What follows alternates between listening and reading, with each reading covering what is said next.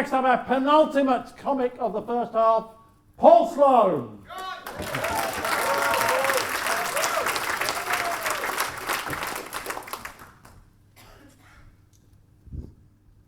Good evening, speakers. My name's Paul Sloane. That's not my real name, that's my stage name, obviously. My real name is Dirk Fireball. You can call me Dirk if you want. And before I became a speaker, I had a lot of different jobs, but I was always unlucky. You know, I got a job in an orange juice factory, but I got canned. I just couldn't concentrate. And then I got a job in swimming. I worked in swimming pool maintenance, but I found the work just too draining. I was expelled from the commandos for wearing underpants. I mean, how unlucky is that? And then I got a job cutting up bananas and frying them in oil and selling them to people. But I felt I was just frittering my life away. So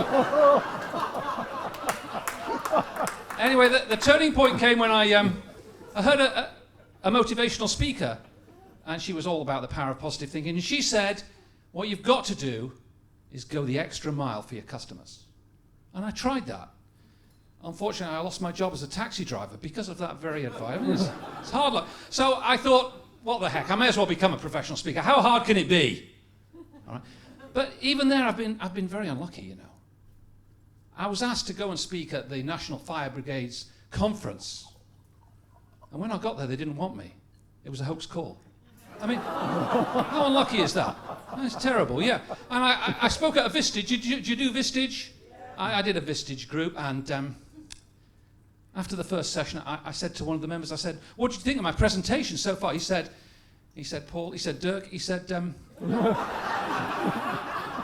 he said, it's the biggest load of old rubbish I've ever heard in my life. So naturally, I was disappointed. I went to the chair. I said, what did I do to upset that particular member? He said, well, he said, Dirk, he said, don't worry about that member. He said he doesn't have an original thought in his head. All he does is repeat what he hears everyone else saying. So, you know, I felt a lot better after that. I felt a lot better. But I gave a talk to another group. I was just about to begin my talk, and this chap in the front raised his hand. He said, can I ask a question? I said, yeah, okay, why not? He said, well, let me ask you this. He said, how is it that a horse, a cow, and a deer all eat the same thing, grass? But a cow sort of poops pancakes, and a horse does big fluffy balls, and a deer does little pellets. And I thought about this for a minute, and I said, I have no idea. And he says, well, what makes you think you can come here and lecture us about creativity, lateral thinking, and innovation when you don't know shit? But I speak at various, but most recently I spoke at a gig at the British Amnesiacs National Conference. British Amnesiacs, it's a good gig, that. And I told a story, and they all laughed.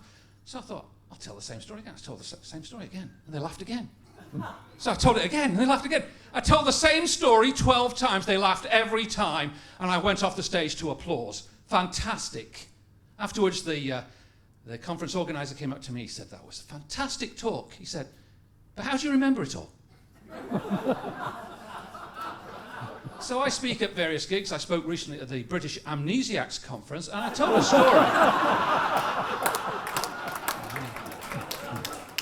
So I spoke at the golf club, and the previous speaker was so slow, he had to let 2 other speakers through.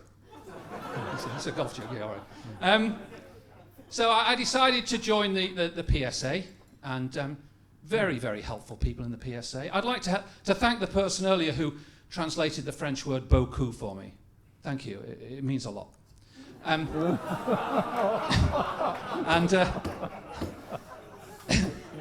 But PSA, all the people in the PSA, I don't know whether you've noticed, they're very helpful, supportive, positive, and totally delusional. I mean, most of them, they talk about all the great things they've achieved, you know. They climbed Mount Kilimanjaro when they had some terrible adversity, you know, their tennis elbow, or the day of the World Tiddlywinks final, the hamster died, they had to deal with it, you know, and all this stuff. And they sold loads of stuff, and now they tell people about selling, or they did great marketing, and now they tell people about marketing. Have you noticed? They've all stopped doing what they were successful at, and now they just talk about it. I think the PSA should really stand for previously successful, allegedly.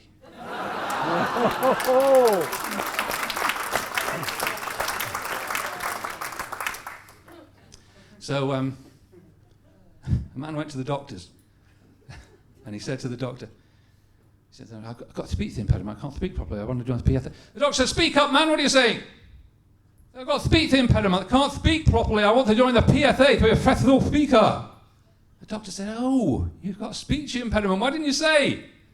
All right, well, to join the PSA, you need perfect diction. But fortunately for you, I can help. So just drop your trousers and bend over that chair.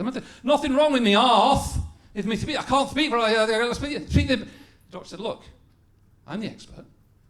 Go to that chair, drop your trousers and bend over.